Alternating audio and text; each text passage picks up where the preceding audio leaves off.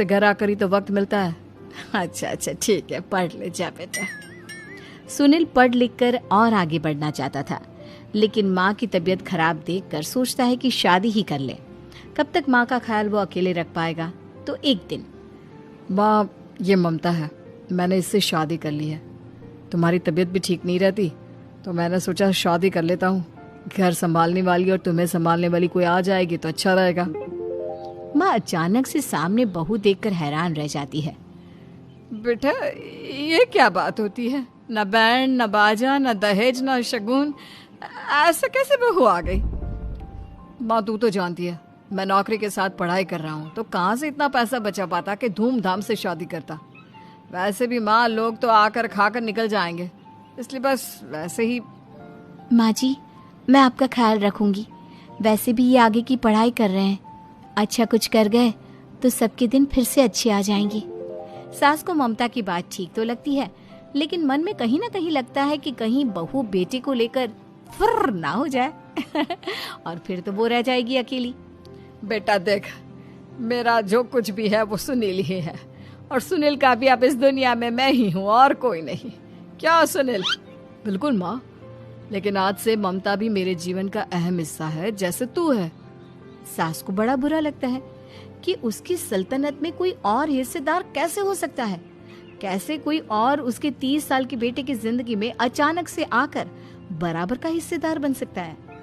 देख बहू, मैं भले थोड़ा बीमार रहती हूँ, लेकिन इसका मतलब यह नहीं कि घर की चीजों में मेरा कंट्रोल खत्म हो गया है। मैं आज भी इस घर की रानी हूँ, समझी? बेटा सोचता है कि ये माँ को अचानक से क्या हो गया। कल तक जो माँ कहती थी कि जिंदगी का कोई भरोसा नहीं, वो अचानक से जंग के मैदान की झांसी की रानी कैसे बन गई? माँ क्या हो गया है? सब ठीक है ना? अचानक कैसी बात कर रही हो? ममता का आज पहला दिन है, स्वागत करो उसका। आसपास की आंटियों को बुलाओ, नई दुल्हन की मुंह दिखाए करवाओ।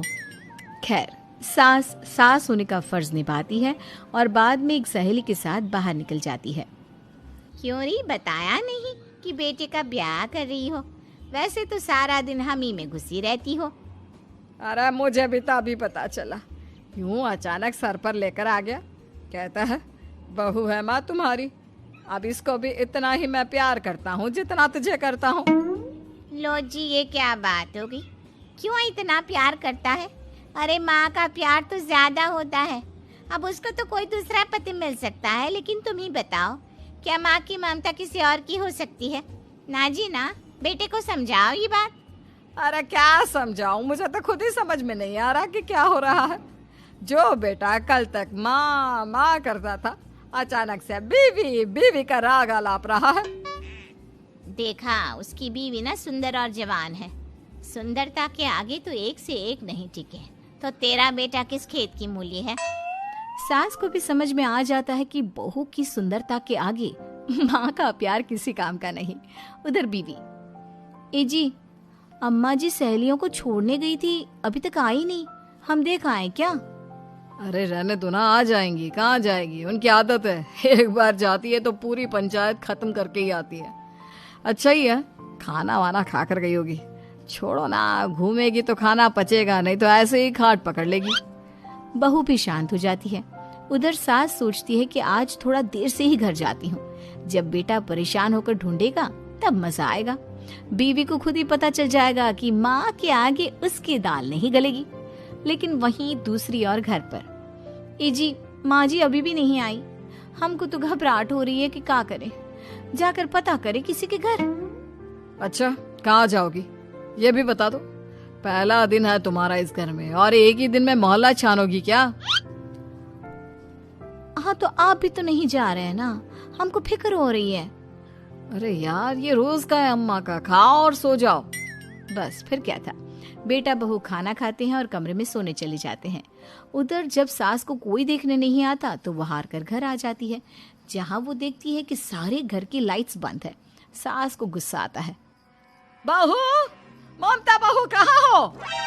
लेकिन सारे दिन की थकी बहू को ऐसी नींद आती है जैसे किसी ने भांग की गोली खिला दी हो। वो तो नहीं उठती। उठकर आ जाता है बेटा। क्या बात है अम्मा, काहे चिल्ला रही हो? अरे सो जाओ ना, सुबह की थकी है बहू, वो सो रही है जोर से बोलोगी तो नींद खुल जाएगी उसकी। माँ को गुस्सा आ जाता है। फिलहाल तो सो जाती है, लेकिन मन ही मन ढेर सारा जहर बहू के लिए भरा होता है। सुबह बहू चाय बना रही होती है कि सास धीरे से गैस तेज कर देती है, जिससे चाय का बर्तन जल जाता है। और जैसे ही बहू चाय का बर्तन उठाती है, उसका हाथ जल जाता है। मेरा हाथ जल गया। वो जोर जोर से चिल्लाकर इधर उधर भागती है कि सास थोड़ी देर में उसके हाथ में पानी डाल देती है। हाय रे बहू, क्या कर रही हो? पहली बार रसोई छुई हो क्या? सासू माँ गलती से गैस तेज रह गई थी और बर्तन जल गया, जिससे मेरा हाथ जल गया।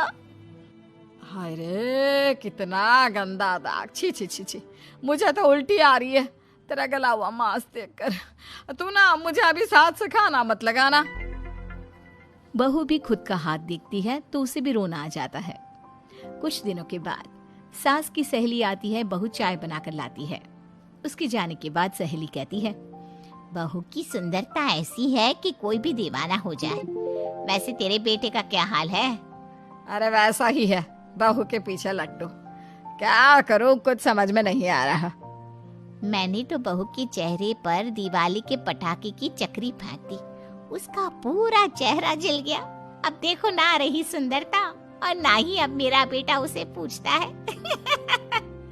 अरे अब तो वो उसे छोड़कर दूसरी भी देखने को बोल गया है मुझे। बहू सारी बात सुन रही होती है। आंटी एक बात बताइए, क्या भरोसा है कि दूसरी सही आए और आपके अनुसार रहे? देखिए आंटी, मेरी सासू माँ को गलत बात सिखाने की जरूरत नहीं है। हमारा परिवार साथ में खुशी से रह रहा है। देख बहू, मेरी सहेली की बेइज्जती ना कर, वही अच्छा